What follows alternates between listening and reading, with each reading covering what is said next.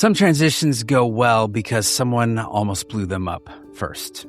After 27 years of founding and leading a church, Keith Spurgin stepped away in a way that was healthy, intentional, and even hopeful. But 5 years earlier, in the middle of COVID, exhaustion, and pressure, he nearly rushed the entire process. So in this episode of the Life After Ministry podcast, Keith shares what changed, why sabbatical mattered, how outside voices helped, and what it takes for a leader to finish well without holding too tightly to what they built. My name's Matt Davis. Welcome to the Life After Ministry podcast. Hey, Keith Spurgin, welcome. This is the Life After Ministry podcast. Great to be with you, Matt. Thanks so much for having me. Yeah, we were just talking a little bit before, and I keep finding like every corner we turn, there's a different part of your story that makes me more intrigued. So let's do this. You were a pastor, you're not a pastor, but you're still in ministry. How did that happen? Oh, wow.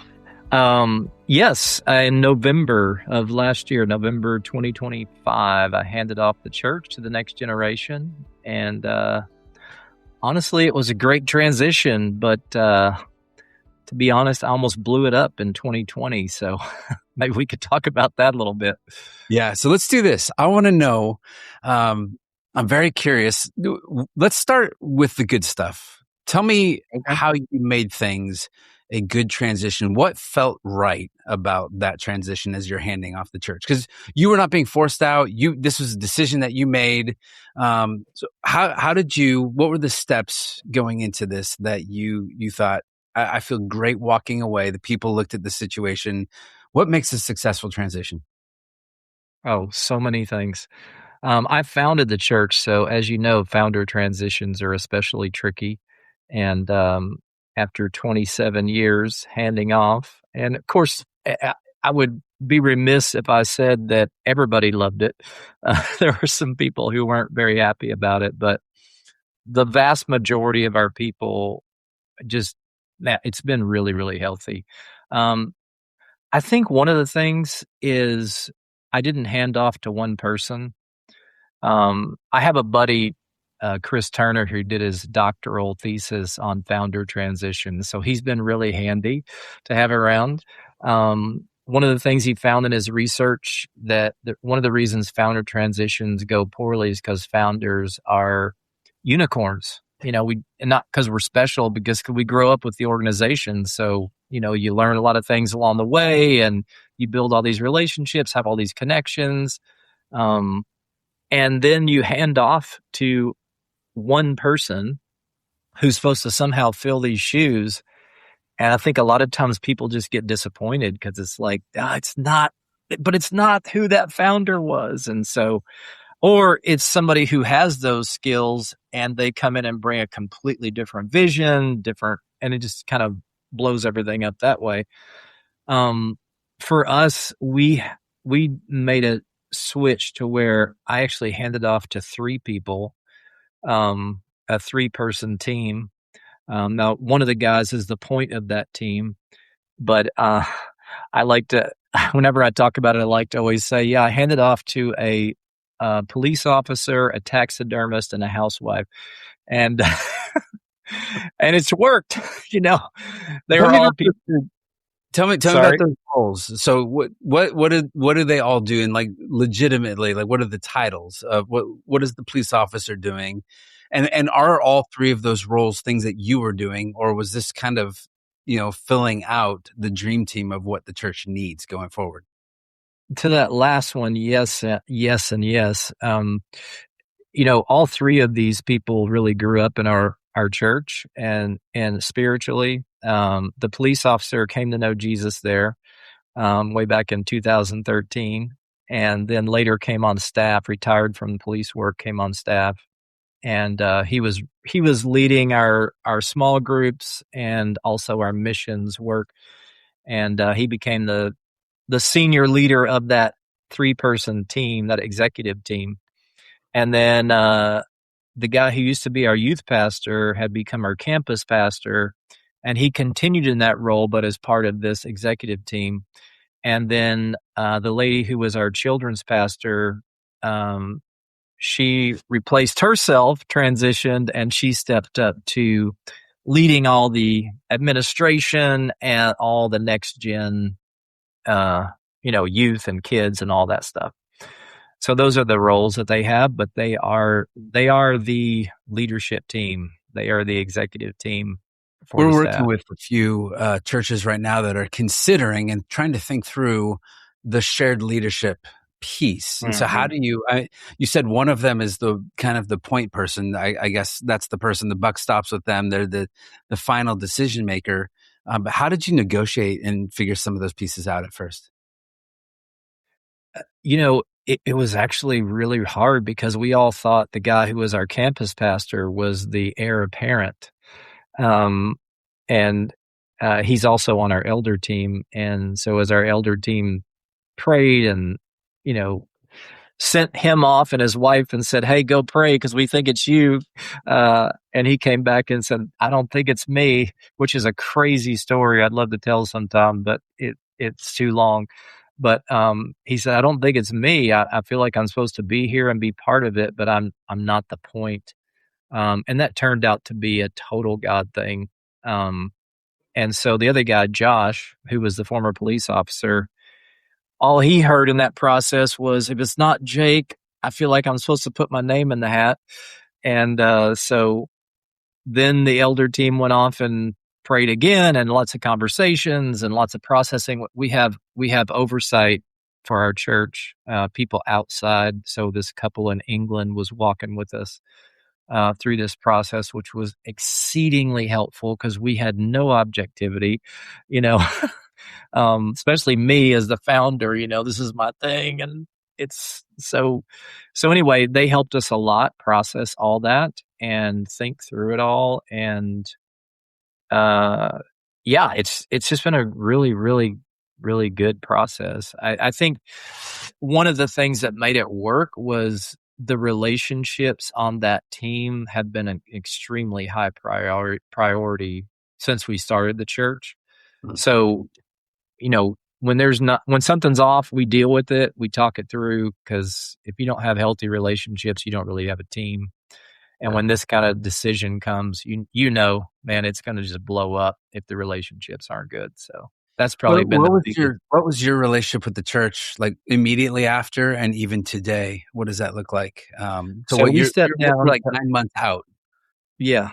November 2nd, that was our last Sunday, our send-off celebration. And we immediately went to Africa for almost 2 weeks. And we have not been back at the church until almost 2 weeks ago. Sunday, May 17th was our first Sunday back.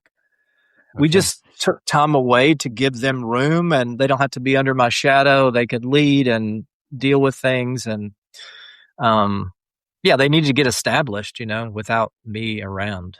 So, yeah. So did they call you while you're away and like, "Hey, what would you do here?" Are people in the church calling you saying, "You wouldn't believe what these guys did"? Like, how's that going? No, they were not supposed to call me during the 6 months. They did have some, like I said, we have oversight. So they had people they could talk to and get perspective from. And of course, our elder team. But no, the idea was because I'd been investing in them, and they were actually leading about 3 or 4 months before I left. So they were actually leading, and I was there on the ground. Good. They could ask questions. We could talk through things, whatever. But then once we left, they kind of needed to fly on their own, And Good. It's like when your parent teaches you to drive, and then finally they're like, "All right, you got it." You got to do this. Well, as a dad to a 15-year-old girl, I very much resonate with that right now, but we're not ready yet. We're not there. So let's go back 5 years before that. It was not going as smooth. What was happening 5 years ago, and why? I mean, 5 years ago, you were thinking maybe this is time. I'm getting out, and then you kind of held on for another 5 years, which is like I would have thought like, okay, another one year, maybe another 2 years to just kind of sit there until something. So give me a little bit of the genesis of that, and how do you know when a transition is running amok, and how do you kind of take a step back and say, "Hold on, everybody"? Yeah. I was thinking the same thing, 1 to 2 years max, and I'm out of here. But I got to give a little bit of backstory. So we founded the church in 1999. I had a 5-year plan. I mean, literally, my plan was I'm going to get somebody else in place, and in 5 years, I'll be able to hand it off and move on to the next thing. 27 years later, I was just now handing it off. So God had different plans, obviously. And I'm thankful for that. It's been a great run. But 5 years ago, you asked what was happening 5 years ago, and we all know COVID was happening 5 years ago. Yeah. Yeah. So 2020, the beginning of 2020, we had reached what at that point was our peak in growth, numbers, influence, all the things, right before COVID hit. And then COVID happened, and I mean, everybody knows everything just kind of went to hell in a handbasket in a way, and we came back. We started meeting again after taking a break. We started meeting again in person along with our live stream. But our in-person meeting, I mean, we went from 1,500 to maybe 50 in attendance. And that was a gut punch, and so I think that combined with the stress of COVID, and we had just come off of a really hard season where we had a campus that had kind of gone a different direction, and that had been a really, really tough thing. About half the people at that campus came back. Another half went with this leader that was the campus pastor. And it was just really, really hard. And At 1,500 to 50 people, though, was that all COVID, or was that other stuff going on during that time? that was all COVID. Wow. That was all COVID. But did you guys go home? Like everybody, we're just going live stream for a while, and then they just didn't come back afterwards? Initially, it was just a really, really slow go, man. I mean, we had like 50 people the first month we came back together. And I think my brain was like, do I really want to rebuild this thing? Do I really want to go through all this again? And so in August of 2020, I sat down with the elder team and said, hey, I think it's time for transition, which was really stupid looking back on it. It's like, why would you even bring that up in the middle of COVID? But anyway, I was just done. My wife was done, and we had been talking about transition at that point for 5 years before that. So, it was just, a lot of things all compiling together, and so, I sat down with the elder team and said, here's a potential plan. I'm not saying this is the plan, but when you're the founder, when you say potential plan, everybody hears this is the plan.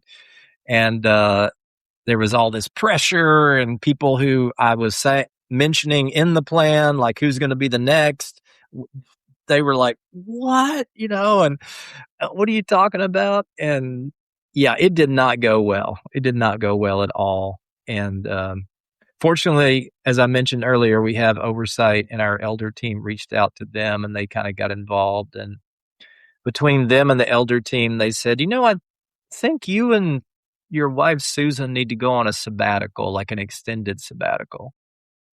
And so we were planning on like 6 months. We left that was August of 2020. We left in March of 2021 to go on sabbatical. It ended up being a year sabbatical. It was going to be 6 months, which was already long, and then it got extended. And it was amazing. Absolutely amazing, Matt. You asked, how did we stay 5 years after thinking it was done? That is how, because that sabbatical was life-changing for our marriage, for the way I was leading. God dealt with so much stuff about my agenda and my way, or all this, just a lot of brokenness and dealing with my arrogance. And it was hard but beautiful. And I came back as a different leader. And so, If yeah. somebody hears that, like who wouldn't want a year to kind of take a step back and work through some of that stuff? But if you were someone came to you and said, "Hey, I have a 6-week sabbatical," what's the one thing that you did during your 1 year that you would say this is a non-negotiable? That was the biggest change factor for you during that time? Get away from it. No contact. Just get completely away from it. Let other people lead. It took me 2.5 months to disengage. So 6 weeks would be really hard to do that, but I just completely disengage. That is what I would say is the biggest key. Because if you stay connected at all, it sucks you back in. And you're right back there in that same mindset. Yeah. And it's just not a sabbatical then. It's just a long vacation. I'm going to say 2 things. That one, so get away, Yeah. just really disengage and get a sabbatical coach. So what did they do for you? Because without a sabbatical coach, you're just kind of lost out there.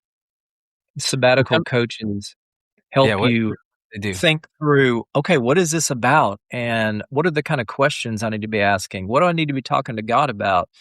How do I need to be thinking about this? And who am I without my role? I thought I was this. It's kind of like, when you get fired or kicked out of a church from a big role, it's like, who am I? I'm on this sabbatical and I don't have any role. I don't have any position. I don't have any influence. So it's sabbatical coaches are vital to sabbaticals moving from just being a long vacation to being something that is life-changing. Yeah. It's good. What a great nugget. You set up a lot of systems during that time, not only a board, but it's interesting that you set up oversight, not just outside of the church or outside of your state or outside, it's literally overseas. And so you have somebody who's speaking wisdom, but in order to be able to receive that, you also, you have to have a posture of being coachable. You have to be humble and you have to be willing to take feedback. And one of the things that you say is that feedback is the breakfast of champions. Why is feedback so critical for leadership? Because we all have blind spots. And you know what blind spots are. They're these places or these things about you that you can't see. Like I have blind spots right now. I don't know what they are unless somebody helps me see them. So as a leader, I've got to lead the way in receiving feedback.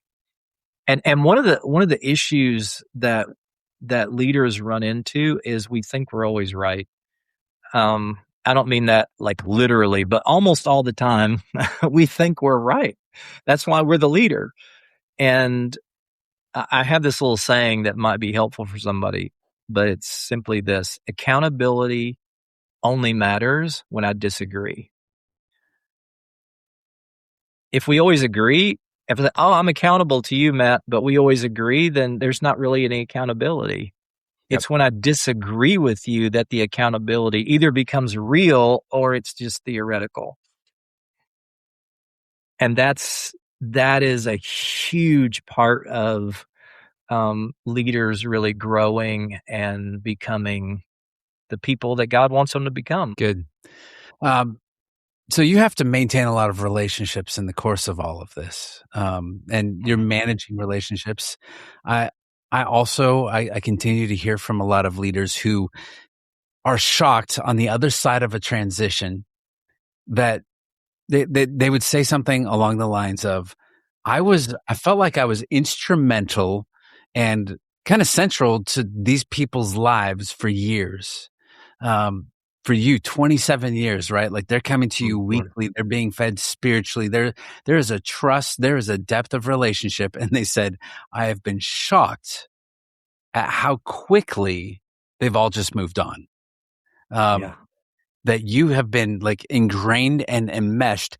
And I feel like more of the morning comes for the leader who has come out of that position. And I'm not just saying the person who was let go or had a moral failure or something like that. People who willingly, like yourself, take this step out and realize on the other side, like, I thought you'd miss me more. And what just happened here?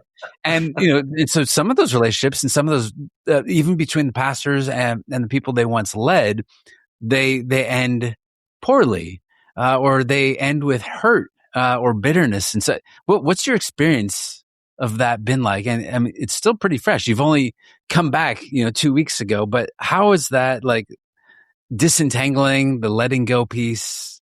How has that felt? I think it is. Yeah, I'll circle back to it, but I will say this. I think the sabbatical experience helped us with that because it gave us muscles for being away and how much happens while you're away and how people just move on, So I'll say that was helpful, but, yeah, I heard, do you know who Carey Nieuwhof is? Yep. He's got that big leadership podcast, and he was talking about this recently, and he said Gordon MacDonald told him when he was going to transition, he said, just get ready to be forgotten. And I was like, wow, but it's true. It's true. I mean, people move on, their lives move on. They're not going to sit and wait around for you to come flying back into their life. I mean, but at the same time, our lives have moved on. And I think where this is very anecdotal, okay, so this is just me talking about my perspective of it. But I think where it becomes more painful is when your life gets stuck in the past. When that's your focus is what happened back then, or, whoa, remember how good it was, or whatever. If you're not moving towards something or have something that you feel like God's calling you to or got you leaning into, I think it's much, much harder. I can't even imagine how hard that would be. And I think of that especially for people who've been let go and they didn't expect to be let go. You just kind of, okay, who am I? What is this? Yeah, number one thing that we do, especially when we're working with leaders that have just been let go, is it's both necessary and intentional. But that first month of that person not having that position anymore is incredibly busy. Like we're doing assessments. You're meeting with our onboard, like, licensed marriage and family therapist. We're talking to you about career. Send us your resume. Like, we have you so focused on the future, and not in such a way that, like, don't acknowledge the pain, don't heal, don't do it. Like, but we're like, let's start taking some steps forward, because we find that a lot of people, if we don't have something going that's next, that hurt just tends to multiply, and we start to stew, and that's I think it leaves us vulnerable to the enemy whispering in there. Just these. So clever, right? Like they never moved you. Like, you weren't actually needed. Like, look how much better they're doing now. And I think that those voices, those words, can really get in our head, whether you were forced out or whether you chose your way out. That gets hard, I think. Yeah, I agree 100%. And I think when you're moving on to something else, it's so much easier to process all of that, as opposed to, oh, here I was that, and now I'm what? That's hard space, man. That's really rough. I want to lean into what you're doing now, because people can't see you, but you just retired. It's actually kind of surprising that you don't look old enough to have led a church for 27 years. So congratulations, you have good genes. Thanks. How old are you right now? 62. 62. Wow, that's impressive. I would have given you 10 years younger than that. So, but Thanks, man. Yeah.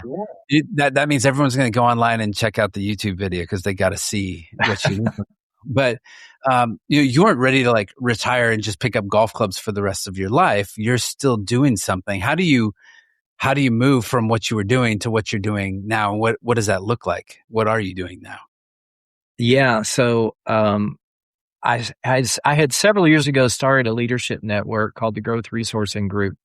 We're just investing in leaders, church leaders, business leaders, artists, all kinds of different leaders, government leaders, just helping them lead better than ever. And our mission is really to mentor leaders to develop organizations that are healthy and change the world for good.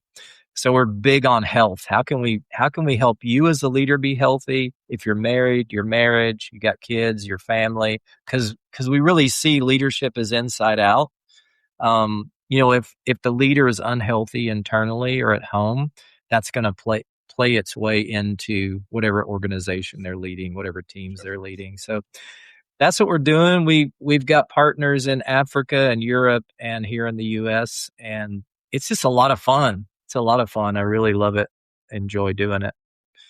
So you've had that kind of just set up and in the background along the side for years. And so you had a sense of when you're coming out that that's the thing that you're going to be moving towards.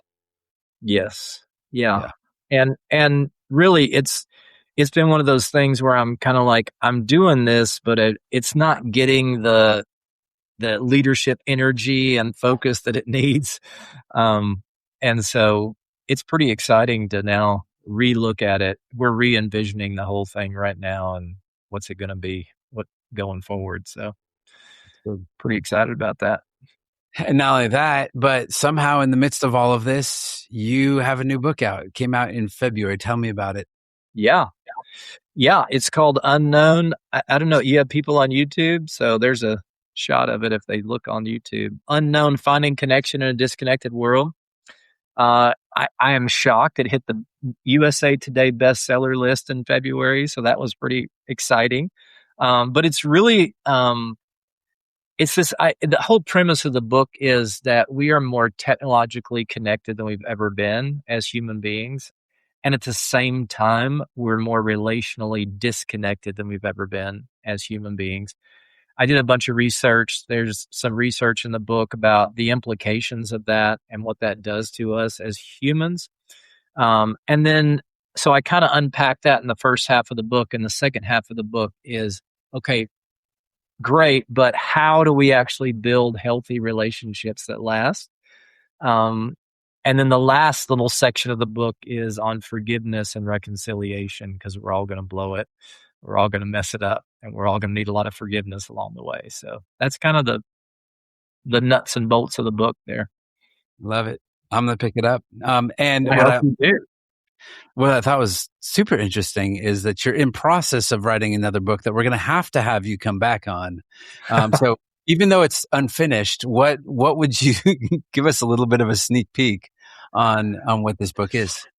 I think this book is really relevant for what you're doing, Matt, and your podcast. And all I have is an outline right now and a working title.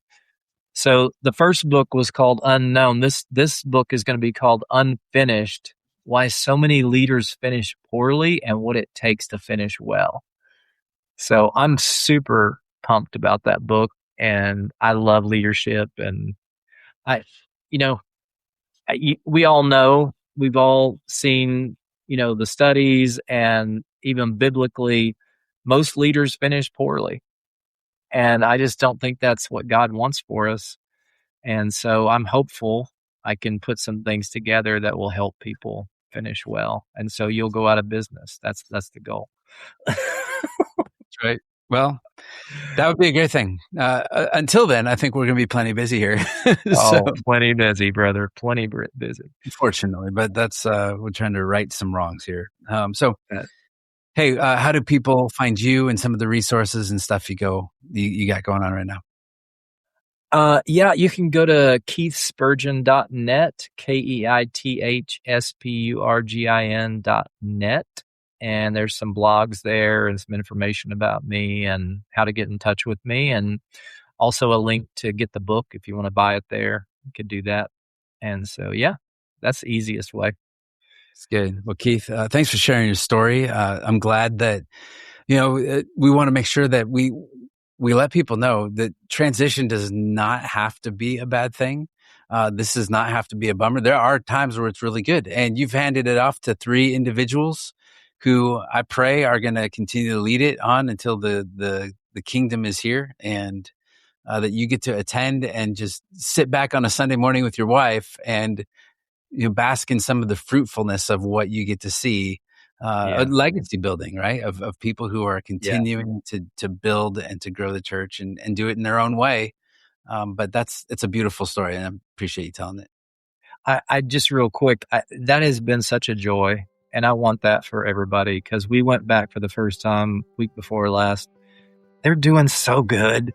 Last month they had 30 baptisms on a Sunday, and I'm just like, you go, guys, go tear it up. That's awesome. I just want to cheer them on. So fun. Well, good, man. Good to meet you. Thanks for being here on the Life After Ministry podcast. Thanks, Matt. What I appreciate about talking with Keith today is that it gives hope without pretending transition is easy. It doesn't matter what the transition is, even if it's smooth, it's not easy. A healthy handoff takes time and humility. You have to be open to feedback and really the willingness to let the next generation lead without standing in your own shadow. For leaders who are tired and stuck, they're quietly carrying more than anyone realizes. Sometimes transition becomes the very thing that God uses to bring healing and renewal. And one thing that we see all the time is that many ministry leaders know they need help, but they simply can't afford it once they step out of the role. What often starts as unemployment becomes the sabbatical they should have taken years ago. And so that's why we walk with leaders in their process, trying to figure out what's next. And we do that through in-depth assessments, 360-degree reviews. We're coaching for blind spots and what got them out in the first place, resume and LinkedIn support, financial consulting, and even Christian counseling. We want pastors and ministry leaders and even Christian business owners to know they are not alone while they discern what comes next. So if you're listening and you have the means to help, would you consider coming alongside a leader in transition? Your generosity can help provide the care and coaching and support for someone who spent years pouring themselves out for others and are finally getting the opportunity right now to pay attention to themselves. And if you're navigating transition yourself, or if you'd like to help support leaders during this season of transition, start a conversation with us at ministrytransitions.com. Thanks for listening. This is the Life After Ministry podcast.